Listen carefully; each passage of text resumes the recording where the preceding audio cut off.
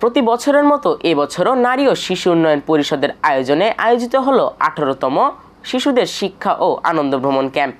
এবারে তাদের গন্তব্য ছিল সর্ব উত্তরের জেলা পঞ্চগড়ে। এই ক্যাম্পের মাধ্যমে দেশ বিদেশ ভ্রমণের পাশাপাশি নানা বিষয়ে অভিজ্ঞতা অর্জন করতে পারে শিশুরা। এছাড়াও নানা ক্ষেত্রে তাদের মেধার বিকাশ ঘটে। পঞ্চগড় জেলা ঘুরে রিপোর্ট করেছে মোহাম্মদ মোবারক হোসেন।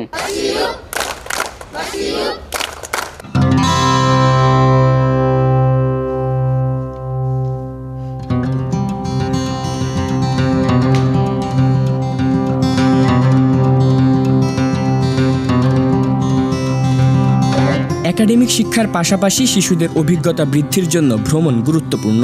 তাই প্রতি বছর নারী ও শিশু উন্নয়ন পরিষদ নাশিউপ আয়োজন করে শিশুদের শিক্ষা ও আনন্দ ভ্রমণ ক্যাম্প।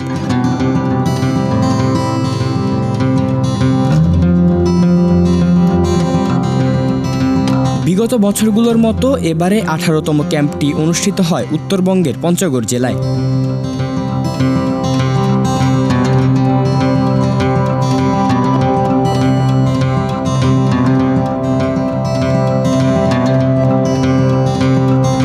সন্ধ্যায় পঞ্চগড় জেলার অতিরিক্ত police super Shafiqul Islam, নাশিউপের chairman, বিশেষ অতিথি ও সকল অংশগ্রহণকারীদের সাথে নিয়ে উদ্বোধন করা হয় 18তম শিশুদের শিক্ষা ও আনন্দ ভ্রমণ ক্যাম্প। তোমরা এখানে যারা আছো তোমরা সবাই শিশু, তোমরা এখানে আনন্দ করতে এসেছো, আর এই আনন্দ করতে করতেই কিন্তু কিছু জিনিস শিখে যাবে। এখানে কিন্তু তোমাদের কোনো টেনশনের কিছু নেই যে তোমাদেরকে জোর করে এটা ওটা শেখানো হবে, আবার লেখাপড়া করানো হবে। অনুষ্ঠান শেষে সাংস্কৃতিক পর্বের আরম্ভ করে ক্যাম্পের শিশুরা। এই ক্যাম্পের মাধ্যমে শিশুদের মাঝে সাংস্কৃতিক প্রতিভা আরও বিকশিত হচ্ছে।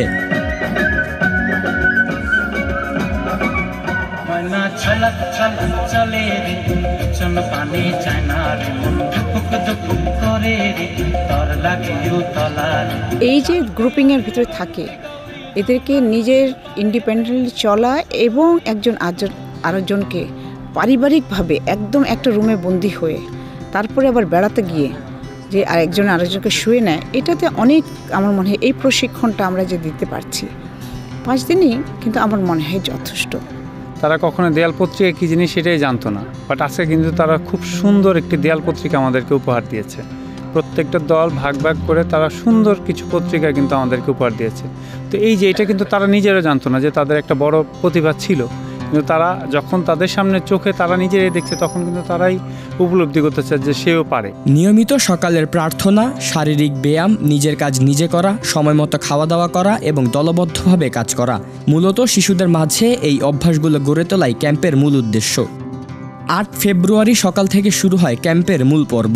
নিয়মিত প্রার্থনা শেষে আমরা একে একে ভ্রমণ করি মহারাজা পৃথুরাজের দিঘি, কাজী অ্যান্ড কাজী টি এস্টেটের চা বাগান ও টিউলিপ ফুলের বাগান, যাই তেঁতুলিয়ার ডাকবাংলো কাঞ্চনজঙ্ঘা দেখতে। তবে বিরূপ আবহাওয়ার জন্য দুর্লভ সে চূড়ার দেখা মেলে না।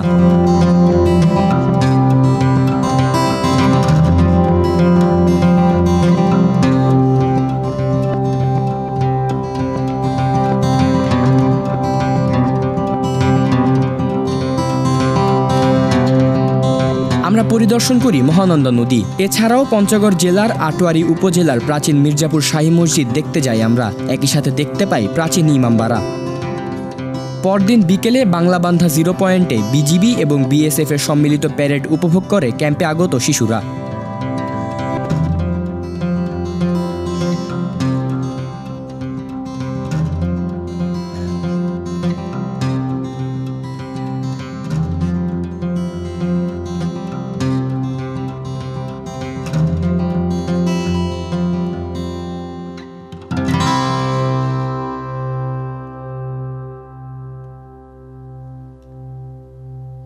এরই মধ্য দিয়ে ভ্রমণ পর্বের আনুষ্ঠানিক সমাপ্তি ঘটে।